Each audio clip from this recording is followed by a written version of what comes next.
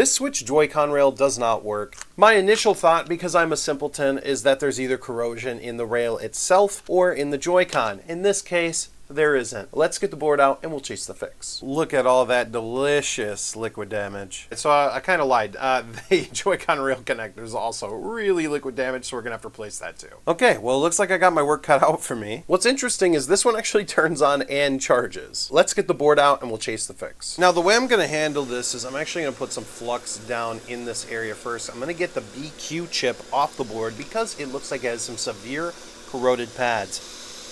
Alright, BQ chip is off the board. Okay, so this doesn't actually look too bad. It looks like we're missing a rail here. We're definitely going to have to replace this resistor, which we can do. Then I can deal with like this skeletal guy over here, this capacitor. This connector likely is fine, but we'll have to take a look at it under the scope and check the pads. Alright, clean off the board. Okay, so in all reality, it looks like we're missing a little bit here. We can probably scrape away that. And then we're missing some of the pad here, but it looks like it's maybe just got eaten away by the corrosion that was in this area. And then it looks like we have probably an eaten away trace here. We're going to replace this resistor and maybe run a jumper if we have to. And likely I'll probably replace this capacitor and probably this resistor here as well. I think we'll be good. A little bit of flux there, a little bit of flux there, some flux right over there. Let's just get the components off the board first, and then I'll move the components over from a donor. Come on, it's getting stuck because of the heat.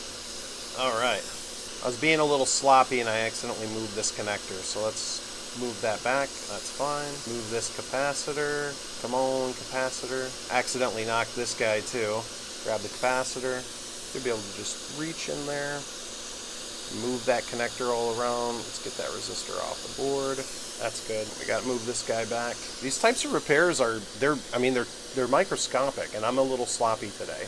Surface tension really brings it in full circle. There we go. So just taking a look here, it looks like we won't need to run a jumper. It looks like we just built up corrosion in this area. We'll just clean up our board and we'll just put our components back in place and we should be good to go. Now let's just add a little bit of flux in the area that we're going to be placing components. Now let's snag these components from our donor.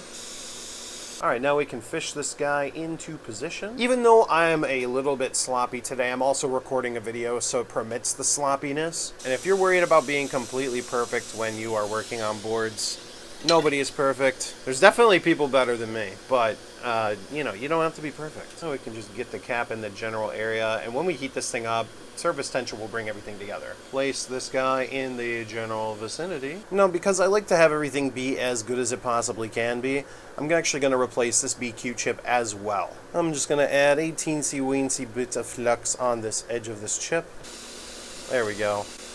Alright, things are in place. Things are looking good. Alright, we flowed this back in place. We flowed this resistor. We flowed this guy.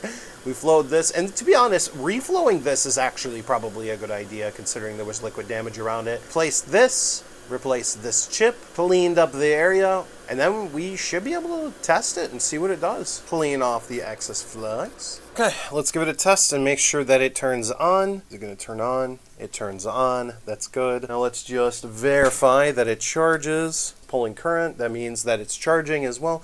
The battery's at 100%, so whatever. All right, moment of truth. Does the Joy-Con connect? And it does. Now I'm just going to go ahead and reconnect it and disconnect it a couple of times just to make sure that the connection is always going to be 100% every single time. Wiggle it around. It doesn't disconnect. So just because you're a little sloppy doesn't mean you can't get the job done and you're not a bad technician. You are a good technician. You can get the job done right the first time.